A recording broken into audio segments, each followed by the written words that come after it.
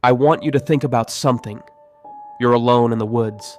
No phone signal, no other people. Just you and the trees. Now imagine you realize you were never actually alone. This is a real story. It happened 2 years ago. And the man who lived through it still can't explain what found him out there. My name doesn't matter. What matters is that this happened. I've been camping alone since I was in my early 20s. I'm in my late 30s now, so we're talking close to 15 years of solo trips. I know the risks. I know what I'm doing out there. That's exactly why this scared me so much, because I wasn't some clueless kid stumbling into the woods. I was experienced. I was prepared. I had my rifle. And none of that mattered. This happened in the Boone National Forest in eastern Kentucky. Over 700,000 acres of forest. If you know where to go, you can hike for days without seeing another soul. That's exactly what I was looking for. I had been going through a rough stretch at work. My head wasn't in a good place. I needed to disconnect from everything. I drove out on a Thursday morning, parked at a trailhead off a Forest Service road, strapped on my pack and started walking. The plan was simple. 3 nights in the backcountry, just me, the woods, and some quiet. I had everything I needed. Tent, food, water for 4 days, and my .308 bolt action. I always bring it on solo trips. The first day was perfect. Exactly what I needed. I covered about 7 miles before finding a flat spot near a creek bed. I set up my tent, gathered wood, had a fire going by the time the sun started going down. I cooked some food, drank a beer, let the fire burn down to embers. The whole time I didn't see a single person. Not one. I fell asleep around 10, completely at peace. That was the last peaceful moment of the entire trip. I woke up in the middle of the night. I don't know what time it was. My brain just switched on, the way it sometimes does when you're sleeping somewhere unfamiliar. I lay there staring at the ceiling of my tent, and that's when I noticed it. A faint orange glow coming through the walls of my tent. I unzipped the tent flap slowly and looked out. Maybe 200 yards away through the trees, there was a fire. Not a big one, about the size of a normal campfire. Flickering steadily between the trunks, I watched it for a few minutes, waiting to hear voices, waiting to hear any sign of another person. Nothing. Just the fire. Just the dark. Just the silence. I told myself it was another camper. Someone who had gone to sleep and left their fire going. Irresponsible, but not unusual. I watched it for another 5 minutes. It didn't grow. It didn't spread. So I zipped my tent back up and went to sleep. The next morning, the fire was the first thing I thought about. Not because it scared me, but because I was curious. I packed up camp and hiked toward where I had seen it. Took me about 10 minutes to reach the area. There was a natural clearing, lined up perfectly with the angle I had been looking from. I stepped into the clearing and stopped. There was no fire pit, no ring of stones, no pile of ash, no scorched ground, no charred wood, nothing. The ground was completely undisturbed, like no one had set foot there in months. I walked the entire clearing, checked every inch of it. There was no explanation. I had watched that fire burn for at least 5 minutes, and yet the ground looked completely untouched. I stood there for a long time, genuinely confused. Eventually, I told myself to move on. I still had 2 nights planned. I wasn't going to cut my trip short over something I couldn't explain. I should have. I hiked for most of that second day. The terrain changed as I moved deeper into the forest. The creek fell away behind me. The ground started climbing. By mid-afternoon, I was in a denser, older section of the forest. The trees were taller here. The canopy was thick enough to block out most of the sky. It was quieter in there. Much quieter.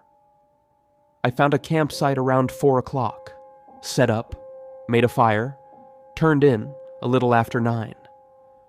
I don't know what time it was when the sound woke me up, but it was loud enough to pull me straight out of a dead sleep. It was a cracking sound, deep and violent, like a massive branch being snapped in half, except it kept going. 3, maybe 4 seconds of it, and then, at the very end, a deafening thud. I felt it in the ground beneath me, through my sleeping bag, through the floor of the tent. A tree had come down somewhere deep in the woods.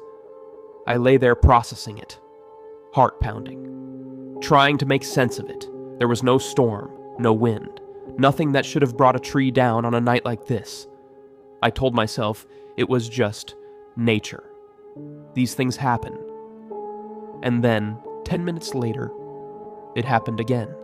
Same sound, same violence, same gut punch of a thud at the end, but this one was closer, much closer, and it came from a completely different direction than the first one. The first tree had fallen somewhere to the south. This one was to my northwest. I sat up immediately. 2 trees, same night, different parts of the forest, no wind, no storm. That made no sense. That made absolutely no sense. I was sitting there trying to work it out in my head when I heard the third sound. And this one was different. It was low, continuous, like a groan and a growl mixed together, like someone clearing their throat. Except it didn't stop. I've heard bears out there before. I've heard elk. I've heard bobcats in the dark. This was none of those things.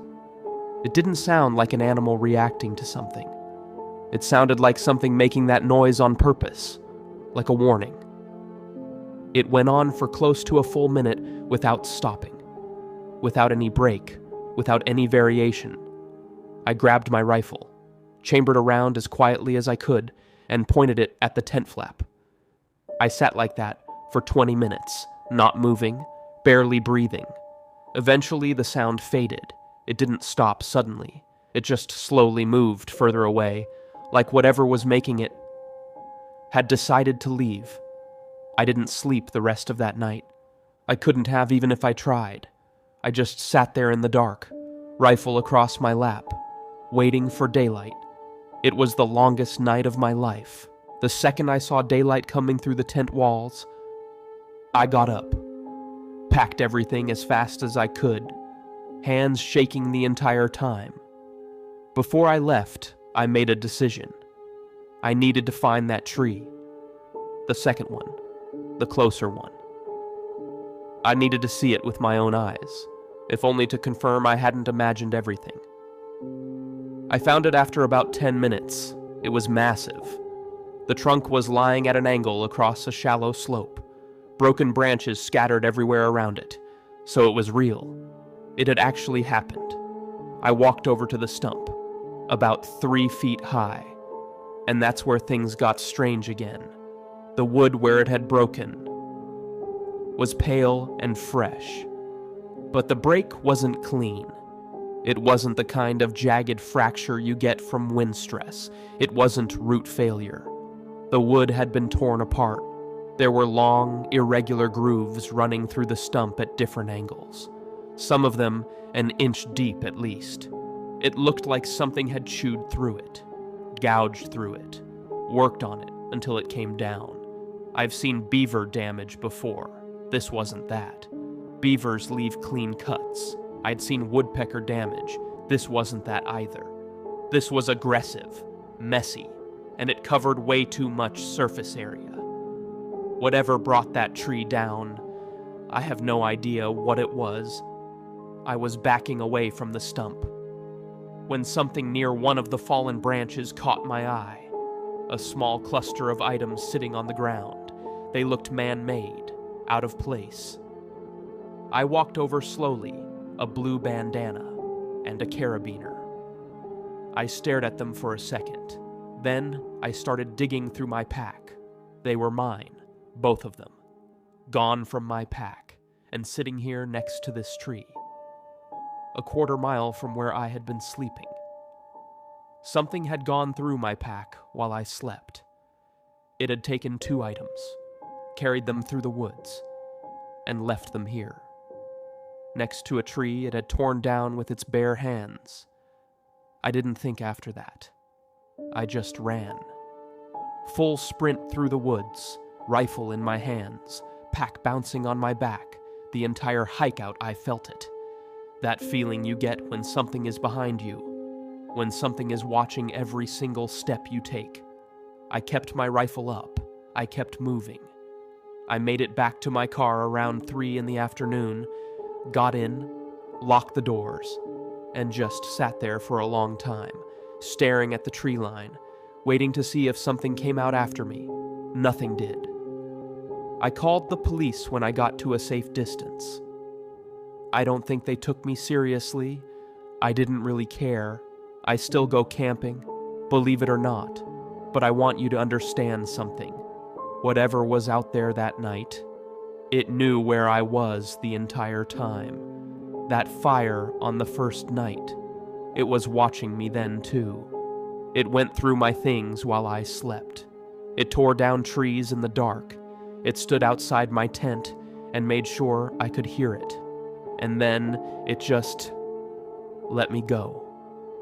I've never been able to figure out why, and honestly, I think that's the part that scares me the most. This has been Grim Vault. If something found you out there, you know where to find us. Sleep well.